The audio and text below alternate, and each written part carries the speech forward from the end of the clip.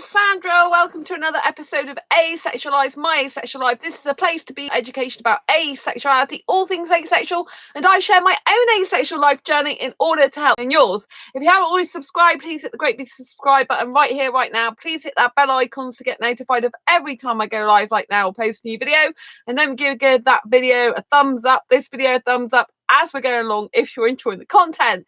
If you don't know who I am Sandra Bellamy, author of this beautiful book, Asexual Perspectives, 47 Asexual Real Life Stories, Love, Life and Sex, A Celebration of Asexual Diversity. I'm also the founder of asexualise.com and the founder of Asexualise Academy. Welcome to tonight's Asexual Perspectives Awareness Month, day 9.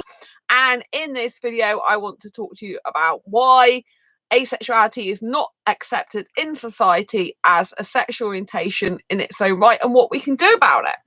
Well, if you don't know already, Asexual Perspectives Awareness Month was founded by me in 2017 when I released this book to the world. It's got 47 real life asexual stories in it and answers pretty much every possible question you could ask about love, life and sex in regards to what asexuals really think about it. So I really specifically love Dee's answer on this. So the question I asked 47 asexuals, that includes myself, is why do you feel in general that society doesn't accept asexuality as a form of sexual orientation in its own right, and what can be done about this? I really love Dee's answer. So mostly I think it's a simple case of being skeptical of that which you're unfamiliar. And arguably, it's easier for asexuality to go under the radar than, say, homosexuality, because it's a lack of desire rather than a presence of a less conventional desire. I also think that we faced a problem where not having sex, particularly in women, is associated with oppression and puritanical ideals amongst the progressive folks who normally might usher in a non-heteronormative subgroup. I think this viewpoint is extremely harmful to both sexual and asexual folks alike. Women should be empowered to be sexual when they'd like to be, and to not be sexual when they'd rather not. Above all else, more awareness is going to help both issues. We're getting there slowly. And I think that's a really important point. You know, Dee's pretty much covered the main issues, is that, you know, because asexuality is a lack of sexual attraction, it's a lack of sexual, you know, wanting to have a sexual intercourse, you know, it does go under the radar more, because other minorities, they're still, you know, LGBT, for example, they're still sexual, they're still sexually attracted to people, just in different ways. And so the concept of still being sexually attracted is that. Whereas with asexuality, which is in general the lack of sexual attraction, there's a lot more disassociation between us and the other people in society, in the world, because we just don't get the need, urge or want like everyone else does. And although LGBT get it in a different way, they're still a minority, they still experience sexual attraction, whereas asexuals as a general rule don't. And that's why it is, I agree, easier for us to go under the radar, because, you know, it's a lack of something rather than, you know, not having any sexual attraction at all. And, you know, being a sexual orientation, people don't necessarily see it like that, because they're like, well, if you don't have attraction for anyone, how's that orientation, a sexual orientation, you know? So it gets a bit complicated, but it is a sexual orientation because it's a sexual orientation that is the lack of sexual attraction. So you know, the A, if you think of the A in asexual standing for absence of sexual attraction, then that's an ideal way of remembering it, you know. And I do agree, you know, a lot of women are repressed and suppressed sometimes by kind of the general society, in the sense that, you know, some women are brought up that it's wrong for a woman to express herself sexually, that it's something that just a man should do, that a woman's, you know, seen as a slut or a tart or, you know, a hoe or or something worse than that. if they're sexually explicit. And I think, with sexuals who are female that want to be sexual and have a high sex drive, I don't personally think there's anything wrong with that. If guys can have a high sex drive, then there's no reason why women can't. But, for asexuals who don't tend to have any sexual attraction whatsoever or any desire for sex in and of itself with a particular person, asexual should also be recognized as, not being repressed, not having a problem or issue or disease or something wrong with them, or a dysfunction, but have a valid sexual orientation. And we are getting there. There is more media coverage. There's more characters now coming out on TV in storylines that are asexual. There's more footage on things like Sky News and the BBC. There's more articles being written about asexuality than there's been in the past. If I go on to asexuality.org, for example, which is the world's biggest online community from asexuals, there is so many articles that they mention in their forums that they highlight where, people are coming out as asexual. Asexuality is being discussed more, magazines and newspapers and generally a lot more media coverage is being given to asexuals and asexuality. I'm indeed on a podcast that came out yesterday now, because we've just gone into Wednesday. And luckily the lady who did the podcast with me, called From Freestyle Your Life, she's agreed that I can put it on my channel. So you'll see that uploaded very soon as well. To this channel, which will be amazing. It was an incredible interview with her. She's got a very life-changing story herself, so I can't wait to air that on my channel. Of course, I'll be putting links to her various social media so you can follow what she does.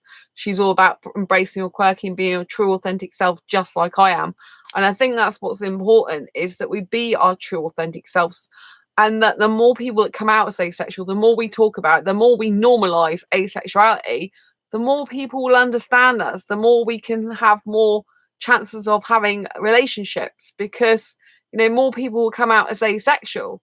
And therefore, there's going to be more chance of us finding love relationships, romantic relationships if you want them, or even queer platonic relationships. There's going to be a lot more people there for us in the future. So even if we haven't found the right person now to be in a relationship with, the world's our oyster, because there's so many people that are just still hiding about their asexuality because of fear of ridicule. There's people that don't even realize they're asexual at the moment, or of different ages as well, So the more people know that they're asexual, the more people will come out as asexual, the more we have a better chance of forming more asexual friends that really understand us, that really get us. And the more we can find a person to be in a relationship with, if we're an asexual that wants a relationship, because a lot of asexuals are just happy with friends, they don't need a relationship. So personally, I love being single. I really enjoy the single life. I don't know if I would benefit from being in a relationship, because I feel a lot better the majority of the time when I'm on my own, living my own life and living my own dreams. And I personally can make myself really happy. I can make the magic of Disney come to life every day for me if I want, and that's what I love, because a lot of the fairy tales and romances on TV and in films, they're like, it's not like, that's not what it's like in real life with a relationship. It's hard work, which I know it is. However, with myself, I can create all that Disney magic. I can have all that fun, and I can experience the wonder and magic of Disney 24/7, loved up with myself and life. So yeah, if being with a partner means I have any less in my life than that, then I'd rather be on my own. So yeah, but I think that the D sums it up really well. And I don't think any person should be repressing their sexuality, whether that's, or their sexual orientation, whether that's a sexual person or an asexual person or other. I think we should be free in life to be who we want to be, to choose our own life, to make our own decisions. And if we aren't, I think we should take that power for ourselves, you know. I know some countries it's dangerous to be yourself, and that's really sad. And I hope the people who are afraid of their lives in those countries can escape that type of life and get to another country where you can have more freedom of choice, where you can truly be who you want to be and born to be. Because, you know, it's just crazy not living a life that you thoroughly enjoy, you know, and you should be free to be who you want to be, you know. And I do think in the future more and more people will come out as asexual. There'll be more coverage on TV that asexuality will be seen as more normal. I think it will happen in my lifetime, and I'm going to be so glad it does. And if I can contribute to that in any way and can continue contributing to it, I'll be really, really happy. You know, I love being asexual. I love my asexual friends to bits. I love being on this channel. I love all my followers. Thank you so much for all your beautifulness. I'm really, really proud to be asexual and proud to have you on this channel. Thank you so much. I'd love to hear your comments, thoughts about what you think society can do to make asexuality, you know, what can be done to help society to accept asexuality more. I'd love to know what your thoughts on why asexuality is not accepted.